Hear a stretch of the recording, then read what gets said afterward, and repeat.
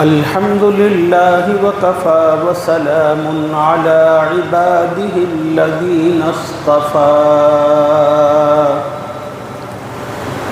أما بعد فقد قال الله تبارك وتعالى في كلامه المجيد والفرقان الحميد أعوذ بالله من الشيطان الرجيم بسم الله الرحمن الرحيم وذكر فإن الذكرى تنفع المؤمنين صدق الله العظيم.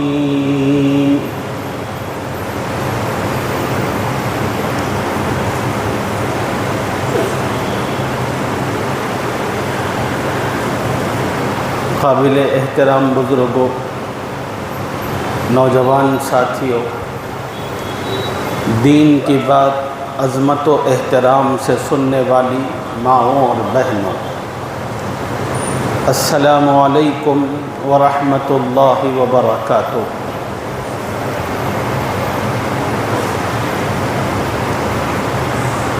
گزشتہ جمعہ میں آپ حضرات کی خدمت میں بڑی درد مندی کے ساتھ میں نے گزارش کی تھی کہ اپنی بیٹیوں اور اپنے بہنوں پر توجہ دیجیے، اس لیے کہ اس وقت غیر مسلموں کا ایک بہت بڑا طبقہ ہماری اپنی بیٹی اور بہنوں سے ہونے والی چھوٹی سی غلطی کا ناجائز فائدہ اٹھاتے ہوئے انہیں اپنے دین سے، اپنے ماں باپ سے اور اپنے گھر والوں سے بہت دور کر رہا ہے۔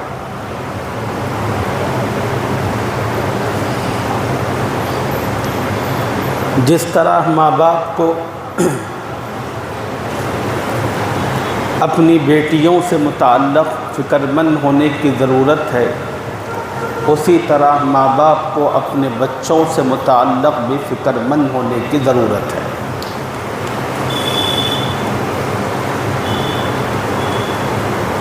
ایک باپ کی جو اہم ترین ذمہ داری اپنے بیٹے سے متعلق عائد ہوتی ہے، وہ صرف کھانا اور پلانا، پڑھانا نہیں ہے، بلکہ اس کے علاوہ ایک اور اہم ذمہ داری باپ پر اپنے بچوں سے متعلق عائد ہوتی ہے، وہ ہے ان کی دینی تربیت کرنا۔ حضور اکرم صلی اللہ علیہ وسلم نے ان ماں باپ کے لیے دعا دی ہے جو اپنے بچوں کی دینی تربیت کی فکر کرتے ہیں۔ نبی علیہ السلام نے فرمایا، باپ کا اپنے بچوں سے متعلق دینی فکر کرنا اللہ کے راستے میں خیرات کرنے سے بہتر ہے۔ تو اس حدیث کی روشنی میں معلوم ہوتا ہے، ایک اور حدیث میں نبی علیہ السلام نے فرمایا کہ اللہ اس باپ پر رحم فرمائے جو اپنے بچوں کو دین سکھانے اور دیندار بنانے کی فکر اور جستجو کرتا ہے۔ تو نبی علیہ السلام کی اس حدیث کی روشنی میں معلوم ہوا، باپ کی ذمہ داری فقط اپنے بچے کو کھلانا، پلانا اور پہنانا، اڑھانے تک محدود نہیں ہے، بلکہ باپ کی ذمہ داری اس سے آگے بڑھ کر اپنے بچے کو دیندار بنانے سے متعلق ہے۔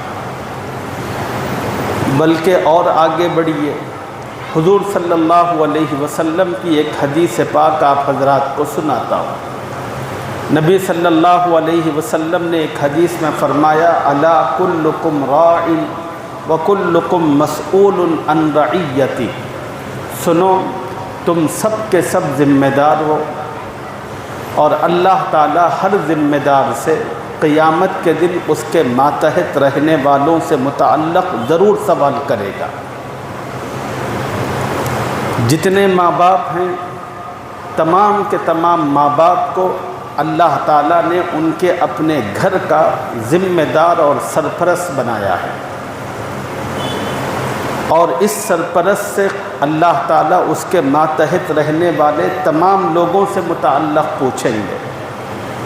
قرآن مجید میں اللہ تعالیٰ نے ایک جگہ فرمایا الرجال قوامون علی النساء، اللہ تعالیٰ نے مرد کو عورت پر فوقیت دی ہے، اور ہر مرد اپنے گھر کا سربراہ ہوتا ہے، اس کی ماتحتی میں اس کی اپنی بیوی ہوتی ہے، اس کے اپنے بچے ہوتے ہیں، اس کی اپنی بیٹیاں اور بہنیں، اس کے جو اور بھائی بہن ہیں وہ سب کے سب ہوتے ہیں۔ ایسا نہیں ہوگا کہ قیامت کے دن آپ کے نیک عمل کی وجہ سے اللہ تعالیٰ آپ کو پاس کر دے، یہ نہیں ہوگا۔ یہ غلط فہمی اگر کسی کے دل و دماغ میں بیٹھی ہوئی ہے تو اس کو نکال دیجیے۔ اللہ نے آپ کو ذمہ دار بنایا ہے، اس ذمہ داری کا بھی آپ سے سوال ہوگا۔ بھلے آپ کتنے ہی نیک ہوں ایک الگ چیز ہے، لیکن اس کے ساتھ ساتھ یہ بھی دیکھا جائے گا کہ آپ نے اپنی ذمہ داری کو کہاں تک اور کیسے پورا کیا۔ گھر کے ماحول کو دیندار بنانے کی کتنی فکر اور جستجو کی، اپنی بیوی کے رخ کو دین پر لانے کے لیے آپ نے کیا کاوشیں کی، یہ تمام کی تمام چیزیں اللہ تعالیٰ دیکھیں گے۔ اور جو مرد اپنی ان کوششوں کے اندر بھرپور محنت اور جستجو کی ہوگی، ایسے مرد کو اللہ تعالیٰ کامیابی عطا کریں گے۔ اگر کسی مرد نے اس طرح کی کوئی جستجو نہیں کی، فقط اپنی ذاتی دینداری پر توجہ کیے رہا، تو ایسے مرد کو جان لینا چاہیے کہ اس کا ٹھکانہ جنت نہیں ہے۔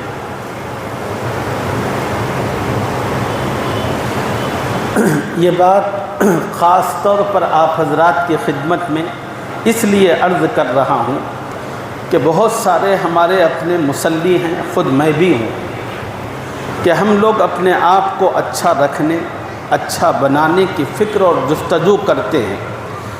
اپنے آپ کو اچھا بنانے کی فکر اور جستجو کرنا یہ ہماری نجات کے لیے کافی نہیں ہے، بلکہ ہماری نجات کے لیے یہ ضروری ہے کہ ہم اپنے ساتھ ساتھ اپنے گھر والوں کی، اپنی بیوی بچوں کی بھی فکر کریں۔ قرآن مجید میں ایک مقام پر اللہ تعالیٰ نے اسی مضمون کو بیان فرمایا ہے، یا ایھا الذین آمنوا قوا انفسکم واہلیکم نارا، اے ایمان والو تم اپنے آپ کو اور اپنے گھر والوں کو جہنم کی آگ سے بچاؤ۔ اور اس آیت مبارکہ کے ذریعے اللہ کا پیغام ایمان والوں کے لیے یہی ہے۔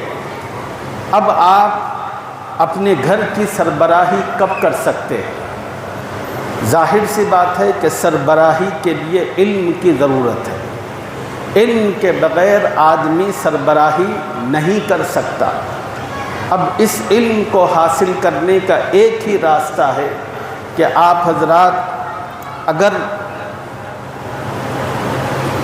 اردو جانتے ہوں تو اردو کے ذریعے سے دینی معلومات کو پڑھنے اور جاننے کی فکر اور جستجو کریں، اور اگر آپ پڑھنا نہیں جانتے تو پھر علماء کی، نیک لوگوں کی مجلسوں میں کثرت کے ساتھ بیٹھتے رہیں اور ان سے دین معلوم کریں، پھر اس دین کو لے جا کر اپنے گھر والوں کو بتائیں اور اس کے مطابق اپنے گھر کا ماحول بنانے کی فکر اور جستجو کریں۔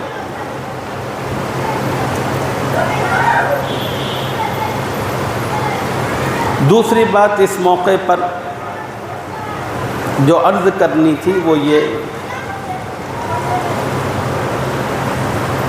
شوال المکرم کا مہینہ چل رہا ہے۔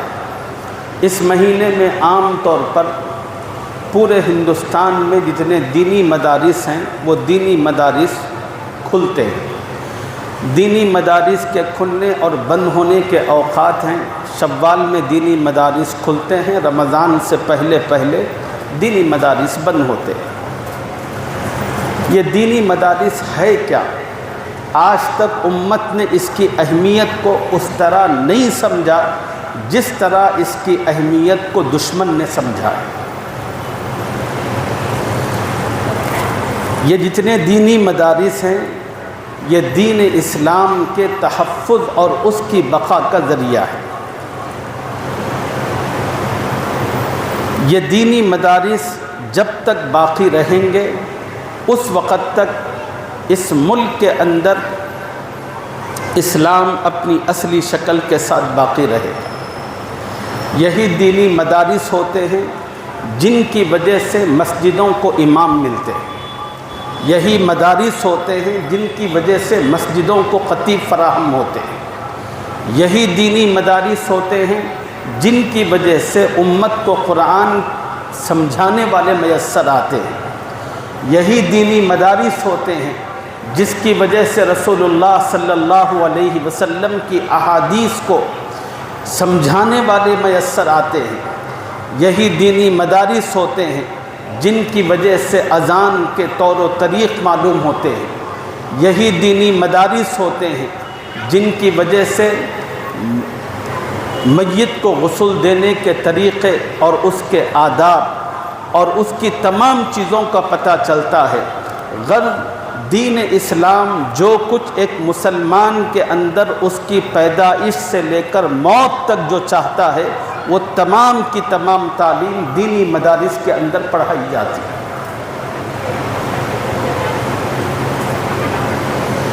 یہ جو دینی مدارس ہیں ان مدارس سے متعلق نبی صلی اللہ علیہ وسلم کی ایک حدیث ہے، وہ آپ کو سناتا ہوں۔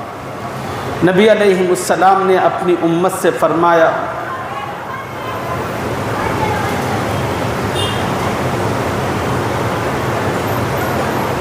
اے میرے امتیوں، ان دینی مدارس سے متعلق اپنی ذمہ داری ادا کرو۔ ذمہ داری کس طرح ادا کرنا ہے؟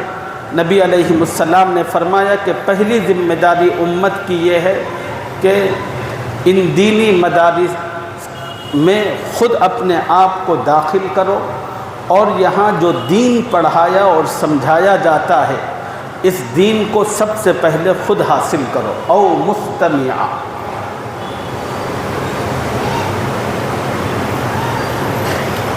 اور اگر تم یہ نہیں کر سکتے تو سب سے پہلا مرحلہ اس سے بھی پہلے کا کہ تم اللہ کا دین پڑھانے والے بنو۔ آپ میں اتنی قابلیت نہیں ہے کہ آپ اللہ کا دین پڑھائیں اور سمجھائیں، تو پھر آپ سننے والے بنو۔ اگر آپ کے پاس اتنا بھی وقت نہیں ہے، موقع نہیں ہے کہ آپ سن سکیں، آپ بڑی مصروف زندگی گزارتے ہیں، تو پھر ایک تیسرا درجہ بتایا گیا کہ او محبہ، تم ان علماء سے، ان دینی مدارس سے محبت کرنے والے ہو۔ ان علماء اور دینی مدارس سے محبت کا مطلب کیا ہے؟ محبت کا مطلب یہ ہے کہ ان علماء کی دست و بازو بنو، ان مدارس کو پروان چڑھانے کے لیے اپنا جو گراں قدر تعاون ہو سکتا ہے اس تعاون کو بھرپور طور پر پیش کرو۔ دیکھیے، دینی مدارس سے متعلق امت کی ذمہ داری یہ عائد ہوتی تھی کہ امت اپنا سب سے بہترین پیسہ ان مدارس کو دیتی، اپنی محنت کا پیسہ، حلال پیسہ، عطیات کی شکل میں، اس لیے کہ ان مدارس کے اندر پڑھتے کون ہیں؟ ہماری اپنی قوم کے بچے کرتے کیا ہیں؟ اللہ کے کلام کا حفظ کرتے ہیں، اور حفظ کے بعد پھر اس کے معانی اور مفہوم کو سمجھنے کی جستجو کرتے ہیں۔ تو ایسے لوگوں کے لیے قوم پر ذمہ داری یہ بنتی ہے کہ قوم اپنا بہترین پیسہ ان لوگوں کو فراہم کرتی، لیکن قوم نے خود اپنی طرز عمل کے ذریعے، جب تک دینی شعور تھا، قوم اپنے عطیات ان مدارس کو دیتی رہی۔ پھر اس کے بعد قوم نیچے اتر آئی اور اتر کر عطیات سے ہٹ کر اپنے زکوٰۃ اور صدقات کا مصرف ان مدارس کی طرف کر دی۔ زکوٰۃ اور صدقات کیا ہیں؟ یہ انسان کا میل ہوتے ہیں، انسان کے پیسوں کا میل ہوتے ہیں۔ یہ میل و کچیل جب ہم ان مدارس کو دیں گے، اب یہ چیز مستحق کے لیے تو ٹھیک ہے، اور جو آدمی بچہ مستحق نہیں ہوتا اگر وہ اس کو کھا لے تو اس کے دو نقصانات ہوتے ہیں۔ ایک نقصان یہ ہوتا ہے کہ اس کا ذہن کند ہوتا ہے، اس لیے کہ ہر غلط چیز کا ایک نقصان ہوتا ہے۔ اس غلط مال کا ایک نقصان یہ ہے کہ اس سے دماغ کند ہوتا ہے، اور دوسرا نقصان یہ ہوتا ہے کہ اللہ نے ہر انسان کے اندر حق بات کو کہنے کی جو اہلیت اور صلاحیت ہمت دی ہے، وہ ہمت پست ہو جاتی ہے۔ اب یہ زکوٰۃ کا مال کھا کر اگر یہ بچے پڑھ کر باہر نکلیں تو وہ خدمت جو قوم کو ضرورت ہے، علماء اس طرح کی خدمت انجام نہیں دے سکتے۔ اگر اس معیاری خدمت کو آپ چاہتے ہیں تو پھر آپ پر لازم ہے کہ اپنی قوم کا تعاون، اپنے ان مستقبل کے معماروں کا تعاون اپنے بہترین عطیات کے ذریعے سے فرمائیں۔ تو سب سے پہلی گزارش تو یہ ہے کہ امت مسلمہ سے کہ اگر آپ خود عالم بنے، نہیں بن سکتے تو پھر اس کو پڑھنے کی کوشش کریں، یہ بھی نہیں ہو سکتا تو پھر محبت کریں ان مدارس سے۔ اور ان مدارس سے محبت کی ایک شکل یہ ہے کہ آپ ان کا تعاون کریں۔ محبت کی اس سے بھی اہم شکل یہ ہے کہ آپ اپنے بچے ان مدارس کو دیں۔ شب قدر کے موقع پر بھی اس طرف میں نے آپ حضرات کو توجہ دلائی تھی اور گزارش کی تھی۔ میں نے کہا تھا کہ اپنے بچوں کو حافظ بناؤ۔ اگر انشاءاللہ آپ اپنے بچے ان مدرسوں کو دیں گے تو پھر آپ کے بچے حافظ اور عالم بنائیں گے۔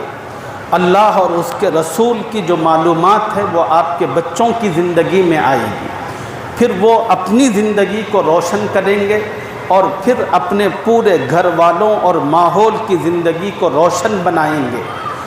قوم جو مختلف قسم کی من گھڑت چیزوں میں پھنس چکی ہے، رسم و رواج میں مبتلا ہے، یہ تمام کی تمام چیزوں سے باہر نکلنا علم کے بغیر ممکن نہیں ہے۔ ایسے ہی کوئی تقریر کے ذریعے سے کوئی بہت زیادہ انقلاب برپا نہیں ہوگا، اس کے ذریعے مستقل اور ٹھوس بنیادوں پر علم کو عام کرنا ہوگا۔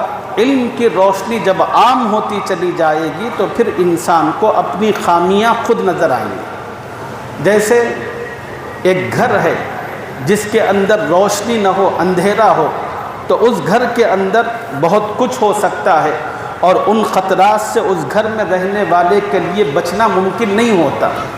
اب خطرات سے بچنا کب ممکن ہو سکتا ہے؟ جب اس گھر کے اندر روشنی کا انتظام ہو۔ روشنی آ گئی تو آدمی کو اس گھر میں رہنے والے کو نظر آ جائے گا کہاں سانپ ہے، کہاں بچھو ہے، کہاں کیا ہے، کہاں کیا ہے۔ آدمی خود اس روشنی کی ذریعے تمام کی تمام چیزوں سے اپنا تحفظ اور اپنا بچاؤ کرے گا۔ بالکل یہی مثال علم دین کی ہے۔ جب تک ہم جہالت کے اندھیروں میں رہیں گے تو یہ جہالت کے اندھیروں سے ہم دیگر چیزوں سے اپنا تحفظ نہیں کر سکتے۔ آدمی کو ایک چیز سے بچائیں گے تو دوسری خرابی میں مبتلا ہوگا، دوسری سے نکالیں گے تو تیسری خرابی میں مبتلا ہوگا۔ اس وقت تک آدمی کے اندر چینجز اور تبدیلیاں رونما نہیں ہوں گی جب تک کہ اس کی زندگی میں علم نہیں ہوگا۔ تو اس لیے نبی علیہ السلام نے فرمایا کہ تم اس علم کو سمجھنے والے، بیان کرنے والے بنو، سمجھ نہیں سکتے تو سننے والے بنو، یہ بھی نہیں ہو سکتا تو پھر اس علم سے محبت کرنے والے بنو۔ اور محبت میں دو چیزیں ہیں، ایک ان مدارس کا اور ان علماء کی قدردانی کرنا، اور دوسرا ان علماء کا اس میں اپنے بچوں کا حصہ ڈالنا اور اس روشنی کو خود اپنے گھر میں لانے کی فکر اور جستجو کرنا۔ میں نے شب قدر کے موقع پر ایک گزارش کی تھی، اسی کو عرض کرتا ہوں۔ میں نے کہا تھا کہ آپ کی اولاد آپ کی پراپرٹی ہے، ہر بچے اپنے ماں باپ کی پراپرٹی ہے، اور ہر باپ کو چاہیے کہ اپنی پراپرٹی کو بہترین جگہ انویسٹ کرے۔ دنیا کے اندر تو اس آدمی کو بڑا عقل مند سمجھا جاتا ہے جو اپنے پیسے کو ایک اچھی جگہ انویسٹ کرے اور پھر وہاں سے اس کو غیر معمولی نفع ملے. لوگ کہتے ہیں کہ بڑا چالاک آدمی تھا، بڑا سمجھدار آدمی. تو میں بھی کہتا ہوں کہ آپ کے بچے آپ کی پراپرٹی ہے. آپ کی پراپرٹی کا انویسٹ ہر باپ ایسی جگہ کرے کہ وہ بچے واقعی طور پر دنیا میں بھی اپنے ماں باپ کی آنکھوں کا اور ان کی دل کی تسکین کا سبب بنے، نہ صرف بلکہ اس دنیا سے گزرنے کے بعد بھی آپ کے بچے آپ کے لیے راحت اور تسکین کا سبب بنے. اور یہ چیز سوائے علم دین کے کسی اور راستے سے ممکن نہیں ہے. اس سلسلے میں آپ حضرات کو ایک چھوٹا سا واقعہ سناتا ہوں جس کو شیخ الحدیث حضرت مولانا زکریہ صاحب رحمہ اللہ نے اپنی کتاب میں بیان فرمایا ہے. ایک صاحب تھے، انہوں نے خواب دیکھا. خواب میں یہ دیکھا کہ قبرستان ہے، تمام کی تمام قبریں ہیں، وہ سب کی سب کھل گئی اور جتنے مردے تھے، مسلمانوں کا قبرستان تھا، سب کے سب اپنی قبروں سے باہر آ گئے. اور کچھ فرشتے گٹھڑیاں لا کر کھولنے لگے تو تمام کے تمام لوگ ان گٹھڑیوں سے آ کر اپنی اپنی چیزیں لینے لگے. جن صاحب کو اللہ نے خواب کا یہ منظر دکھایا، ان صاحب نے دیکھا کہ پورے قبرستان کے اندر سب لوگ ان گٹھڑیوں کی طرف ٹوٹے پڑ رہے ہیں، مگر ایک صاحب ہیں بالکل اپنی قبر سے باہر نکل کر ایک درخت ہے اس سے ٹیک لگا کر پیر لمبے کر کے سکون سے بیٹھے. جن صاحب نے خواب دیکھا تھا ان کو بڑی حیرت ہوئی. اللہ تعالیٰ نے اپنی رحمت اور مہربانی سے خواب دیکھنے والے اور وہ صاحب، وہ مردے جو اپنی ایک درخت سے ٹیک لگا کر بیٹھے ہوئے تھے، ان دونوں کے درمیان اللہ نے گفتگو کا سلسلہ قائم کیا. خواب دیکھنے والوں نے بڑی حیرت سے یہ منظر دیکھا تھا. انہوں نے اس ٹیک سہارا لگا کر بیٹھے ہوئے مردے سے پوچھا کہ بھئی یہ کیا منظر ہے؟ ٹیک لگائے ہوئے شخص نے جواب دیا، ایمان والے دنیا کے اندر جو مسلمانوں کے لیے ایصال ثواب کا اہتمام کرتے ہیں وہ نیکیاں ہیں. جو مختلف رشتہ دار اپنے اپنے گھر والوں کو بھیجتے ہیں وہ ساری کی ساری نیکیاں ہوتی ہیں جو فرشتے لا کر اس قبرستان میں رکھتے ہیں اور سب مردوں کو اطلاع دیتے ہیں کہ بھئی جس طرح دنیا کے اندر پوسٹ کارڈ کا سسٹم ہے کہ کہیں سے کسی رشتہ دار کا خط کہیں جاتا ہے تو پوسٹ مین لے کر پہنچتا ہے، ایسے ہی یہ فرشتے ان نیکیوں کو لے کر جو رشتہ داروں کی جانب سے مختلف شکل میں بھیجی جاتی ہیں پہنچتے ہیں، پہنچ کر اطلاع دیتے ہیں. اب سارے کے سارے مردے قبر سے باہر نکل کر اپنی اپنی نیکیاں چنتے ہیں. جن جن رشتہ داروں کی طرف سے خاص طور پر بھیجی جاتی ہیں بڑی بڑی نیکیاں وہ لے کر جاتے ہیں. اور بہت سے خبر والے وہ ہوتے ہیں جن کے گھر والے مرنے کے بعد کبھی ان کو پوچھ کر ہی نہیں دیکھتے، ان کو کوئی نیکی نہیں ہوتی. بڑے مایوس اور نا امید ہو کر وہ بڑی امید سے آتے ہیں، شاید میرے بیٹے نے، میرے بچوں نے میرے لیے کچھ بھیجا ہوگا، لیکن آ کر جب دیکھتے ہیں، تلاش کرتے ہیں کہ ان کو کچھ نہیں ملتا تو پھر وہ مایوس ہو کر لوٹتے ہیں. البتہ کچھ نیک بندے ایسے بھی ہوتے ہیں دنیا میں جو سارے امت مسلمہ کے لیے مغفرت کی دعاؤں کا اہتمام کرتے ہیں. بہرحال دو چار نیکیاں ان کے جو بھی حصے میں آتی ہوں گی بس وہی ان کو ملتا ہے.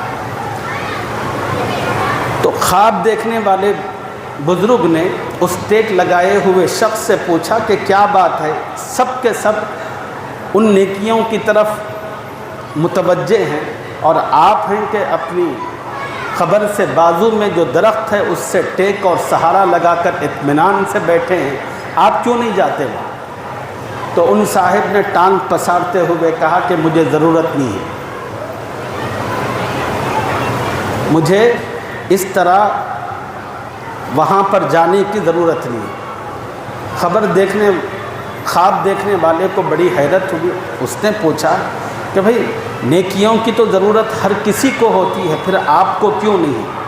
تو ان صاحب نے کہا کہ بات یہ ہے کہ میرا بیٹا حافظ قرآن ہے اور روزانہ ایک کلام پاک میرا بیٹا پڑھ کر مجھے بخشتا ہے۔ مجھے جانے اور مرنے اور ٹوٹ پڑنے کی لوگوں پر ضرورت ہی نہیں ہے، روزانہ ہوتی ہے، نیکیوں کا ایک انبار پہاڑ کی شکل میں ہوتا ہے جو آتا ہے اور لا کر فرشتے مجھے پہنچاتے ہیں۔ تو میں آپ حضرات سے یہ عرض کرنا چاہتا ہوں کہ آپ کے بچے آپ کی پراپرٹی ہیں، آپ اپنی پراپرٹی کو بہترین انویسٹ کیجیے۔ اس کے انویسٹ کا طریقہ یہ ہے کہ اگر اللہ نے ابھی آپ کو موقع دیا ہے تو اپنی اولاد کو ڈالیے۔ اور اس میں بھی ایک گزارش میں نے کی تھی، دیکھو اپنی اولاد میں جو سب سے زیادہ عقل مند، سب سے زیادہ چالاک، اور جس باپ کو اپنے بچوں میں جس بچے سے سب سے اچھی امید ہو، ایسے بچوں کو مدرسے میں داخل کریں۔ انشاءاللہ اگر آپ اس طرح کے بچے مدرسوں کو دیں گے، حافظ قرآن اور عالم دین بنائیں گے، تو پھر یہ بچے آپ کے لیے ذخیرہ بنیں گے، دنیا کے اندر بھی آپ کے لیے راحت کا سبب ہوں گے اور آخرت کے اندر بھی یہ آپ کو اللہ سے نجات دلا دیں گے۔ اس لیے اس کی فکر کیجیے۔ اور پھر نبی صلی اللہ علیہ وسلم نے اپنی امت کو 5ویں بات کہی، وَلَا تَكُن مِّنَ الْخَامِسِ، میری امتیوں 5ویں نہ بننا ورنہ ہلاک ہو جاؤ گے۔ 5واں کیا ہے؟ نبی علیہ السلام نے فرمایا مدارس سے اور علماء سے دشمنی کرنا، ان کے پیچھے پڑے رہنا اور ان کی غلطیاں نکالنا، ان کے ٹوہ میں لگنا، ان کی جاسوسی کرنا، یہ کب آتا ہے، کہاں جاتا ہے، کیسے اٹھتا ہے، کیسے بیٹھتا ہے، کیسے کھاتا ہے۔ اللہ نے یہ ذمہ داری آپ کی نہیں رکھی، نہ آپ سے متعلق میری رکھی ہے۔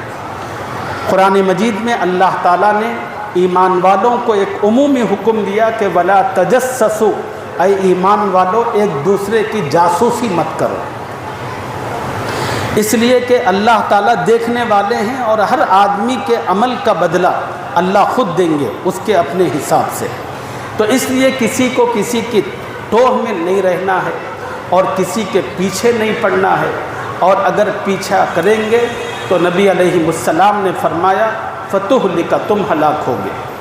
اس کی تفصیل دوسری احادیث میں نبی علیہ السلام نے فرمایا جو مسلمان کسی عالم دین سے دشمنی اور بغض رکھتا ہے، جو مسلمان کسی عالم دین سے بغض اور دشمنی رکھتا ہے، اس کے 2 نقصانات ہوں گے۔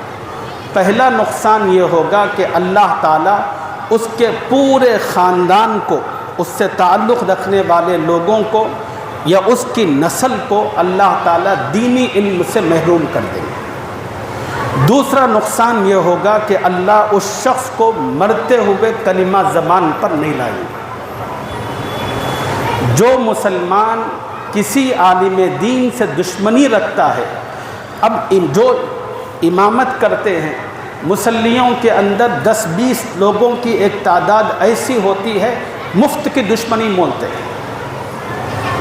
بھئی دشمنی مولنے کے لیے کوئی سبب تو ہونا ضروری ہے کہ میں نے آپ کا کچھ کھایا ہو، کچھ پیا ہو، کچھ نقصان کی، کوئی نہ کوئی ایک ریزن تو چاہیے کہ جس سے آپ دشمنی کریں۔ کیا آپ کسی ہر آدمی سے دشمنی کرتے ہیں؟ دشمنی کے لیے کوئی ریزن سبب ہونا چاہیے۔ لیکن مسجد کے اندر جو مصلی ہوتے ہیں، ان میں سے 15-20 مصلی ہر مسجد میں ہر جگہ ایسے ضرور ہوتے ہیں جو امام و مؤذن سے مفت کی دشمنی کرتے ہیں، نہ اس کا کوئی سبب ہوتا ہے نہ کوئی ریزن ہوتا ہے۔ ایسے لوگ توجہ کے ساتھ سنیں، جو شخص کسی دینی تعلیم رکھنے والے سے دشمنی کرتا ہے اس کے 2 نقصانات ہوتے ہیں۔ ایک نقصان یہ ہوتا ہے کہ اللہ اس کی نسل کو دینی تعلیم سے محروم کرتے ہیں، اور دوسرا موت کے وقت اس کو زبان پر کلمہ نصیب نہیں ہوتا۔ اس لیے اپنی ہلاکت اور تباہی کا سامان نہ کریں، اور یہی وہ حقیقت اور سچائی ہے جو نبی علیہ السلام نے اپنی امت سے کہی۔ کہ ولا تکم من الخامس، تم 5ویں نہ بنو ورنہ ہلاک ہو جاؤ۔ بھئی مدارس والے کہاں کہاں سے آتے ہیں، یقیناً ہر مدرسے کی ہم تحقیق نہیں کر سکتے، اور لوگ آ کر سوال کرتے ہیں۔ اگر آپ کو سمجھ میں آتا ہے تو ڈالیے، سمجھ میں نہیں آتا ہے تو چلے جائیے۔ کس نے آپ کی گردن پکڑ کر آپ کو زبردستی جیب میں ہاتھ ڈال کر پیسے نکال کر ڈالنے کے لیے کہا؟ کسی نے تو نہیں کہا آپ سے، آپ کے اوپر موقوف ہے۔ آپ کو سمجھ میں آ رہا ہے، دل مطمئن ہے تو دیجئے، دل مطمئن نہیں ہے تو چلے جائیے۔ اور ہر علاقے کے جو لوگ ہوتے ہیں ان کی اپنی ذمہ داری اپنے علاقے کے مدرسوں سے اپنے علاقے کے مدرسوں سے متعلق زیادہ ہوتی ہے، اس لیے کہ آپ کے علاقے کے ہوتے ہیں، آپ ان کو دیکھتے ہیں، جانتے ہیں کہ کیا پڑھائی ہو رہی ہے، کیا جستجو ہو رہی ہے، تو آپ اپنے علاقے کے مدرسوں کی فکر کریں۔ ہر جگہ کے لوگ اپنے اپنے علاقے کے لوگوں کی فکر اور جستجو کریں گے مدارس کی، تو پھر انشاءاللہ ان مدارس سے متعلق جو ذمہ داریاں ہیں وہ اچھی طور پر پورا ہوں گی۔ لیکن افسوس کی بات یہ ہے کہ چند سالوں سے یہ چیز بہت زیادہ دیکھنے میں آ رہی ہے، جب سے لاک ڈاؤن ہوا ہے، کہ مدارس کو جو پیسہ ملتا ہے اس وقت وہ امت کا زکوٰۃ ملتا ہے۔ لاک ڈاؤن ایک عمومی ضرورت تھی، اس ضرورت کے تحت اب ہر آدمی اپنی جگہ پریشان حال تھا۔ اس وقت یا ان 1-2 سالوں کے اندر لوگوں نے اپنی زکوٰۃ کے پیسے سے چاول مختلف چیزیں لا کر گھرانوں میں تقسیم کر دی، تو خیر یہ ٹھیک تھا، لیکن اس کے بعد سے تسلسل کے ساتھ یہ سلسلہ جاری رکھنا یہ اتنا مناسب نہیں ہے۔ اس سلسلے کی وجہ سے کئی مدارس پر تالے لگے ہوئے، اس لیے کہ امت مدارس کو جو پیسہ دیتی ہے وہ زکوٰۃ کا پیسہ، اگر آپ خود اپنا پیسہ لا کر اپنے اپنے لوگ اعتبار سے لوگوں کے اندر راشن کی صورت میں تقسیم کرتے چلے جائیں گے، تو پھر ان مدارس کے اندر جو پڑھانے والے ہیں، پڑھنے والے ہیں، ان کی ضروریات کی بھرپائی کون کرے گا؟ یہ سوچنے کا کام ہے امت کے لیے۔ تو امت کو چاہیے کہ اس سلسلے میں توجہ کرے اور اپنے پیسوں کو صحیح جگہ استعمال کرنے کی جستجو رکھے۔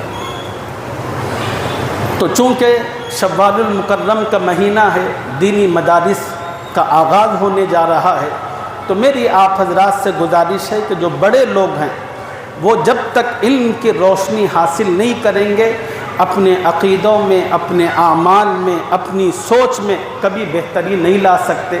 تو بڑوں کے لیے تو درس قرآن اور جمعہ کے جو مواقع ہیں، ان مواقع سے بھرپور استفادہ کرتے ہوئے جتنا دینی علم حاصل کر سکتے ہیں کرنے کی کوشش کریں، اور بڑے مصلیوں کو چاہیے کہ جب جمعہ میں آتے ہیں، درس قرآن میں آتے ہیں، اس نیت سے آئیں کہ میں اللہ کا علم حاصل کرنا چاہتا ہوں، اور اللہ کا علم اس لیے حاصل کرنا چاہتا ہوں تاکہ میں اللہ کو راضی کرنے والی چیزوں کو جان سکوں، اللہ کو ناراض کرنے والی چیزوں کو بھی جان سکوں۔ کیوں جاننا ہے؟ اس لیے کہ اس کے مطابق مجھے اپنا عمل بنانا ہے۔ اگر اس نیت سے آئیں گے تو آپ کو علم دین حاصل کرنے کا ثواب ملے گا، اور جو چھوٹے آپ کے بچے ہیں، ان بچوں میں سے کسی اچھے بچے کو دینی مدرسے کے حوالے کر کے اس کو حافظ اور عالم بنا کر اپنا پورا گھر دنیا اور آخرت کے اعتبار سے روشن اور منور کرنے کی فکر اور جستجو کریں۔ یہ چند مختصر سی باتیں تھیں جو اس موقع پر عرض کی۔ اللہ ان باتوں کو سمجھنے اور اس پر عمل کی توفیق عطا فرمائے۔ انشاءاللہ آئندہ جمعہ سے اہتمام کے ساتھ نئے مضامین آپ حضرات کی خدمت میں عرض کیے جائیں گے۔